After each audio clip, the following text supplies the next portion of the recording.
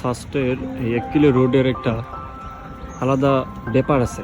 হ্যাঁ, এই সময়টাতে যখন সারা বাংলাদেশের সব জায়গায় মানুষ প্রচণ্ড গরমে অবস্থা খারাপ হয়ে যাচ্ছে, এই সময়টাতে এখানে প্রচণ্ড বাতাস এবং কি সবুজ।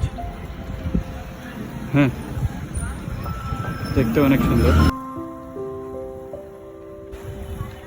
এই জায়গাটাতে সাইকেল চালানো যেমন মজা, হাইটে যাইতে অনেক মজা। কি সুন্দর সবুজ চারিদিক।